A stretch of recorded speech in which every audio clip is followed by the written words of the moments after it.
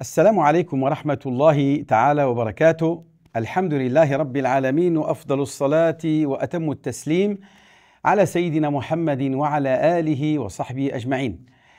Toujours dans le registre de votre cycle d'émissions dans lequel nous développons un certain nombre de définitions concernant des terminologies en rapport avec notre religion, j'ai le plaisir au nom de la Grande Mosquée de Paris de vous proposer aujourd'hui dans votre programme Qui m'aime me suive de développer et de découvrir la lettre S. S comme salat. En effet, le mot salat est difficilement traduisible en français. On peut aujourd'hui le traduire par office de la prière.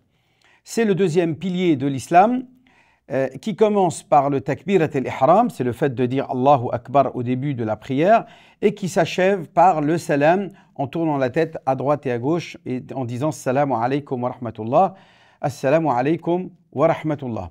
C'est donc une pratique spirituelle qui permet d'atteindre des degrés de sainteté, la wilaya. Il n'y a pas d'autre moyen. Le Coran, ou du moins les paroles de notre prophète sallallahu alayhi wa sallam dans le hadith Qudusi nous dit Ma taqarraba ilayya abdi bi shay'in ahabbu ilayya mimma aftaradtuhu alayh. Il n'y a nulle action qui permette à un serviteur de se rapprocher de Dieu si ce n'est que par les actes qu'il a légiférés et qui sont obligatoires, en l'occurrence 5 prières quotidiennes, as-subh, al-dhuhr, al-asr, al-maghrib wal-isha. Le sacrifice est un rituel. Ce rituel, un rite qu'on appelle aussi udhiya ou adha, correspond à le fait de réaliser un abattage rituel, un abattage et le fait d'égorger cet animal afin de sanctifier le Créateur Allah subhanahu wa ta'ala. Le pouvoir séculaire ou sécularisé, c'est celui qui est sans religion ou laïque. Au contraire, le pouvoir sacerdotal est celui accordé aux prêtres de la religion chrétienne. Le pouvoir sacerdotal est accordé aux prêtres dans la religion chrétienne exclusivement et dans la religion orthodoxe.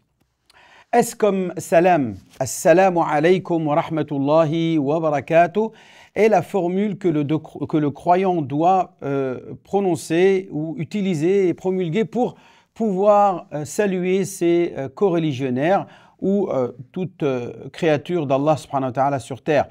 On interrogea un jour le prophète alayhi salatu wassalam sur ce qui permet à un croyant d'augmenter sa foi quand il dit « Wallahi la tu'minu hatta tahabbu » vous ne serez croyant que si vous vous entre-aimez. Et il dira « Ne vous guiderai-je pas vers une action que si vous la multipliez, vous allez promouvoir l'amour entre vous ?»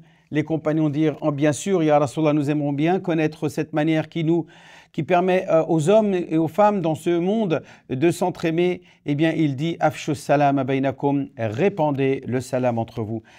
Donc, je vous dis à toutes et à tous, en ce début d'année sociale, Assalamu alaikum wa rahmatullahi ta'ala wa barakatuh.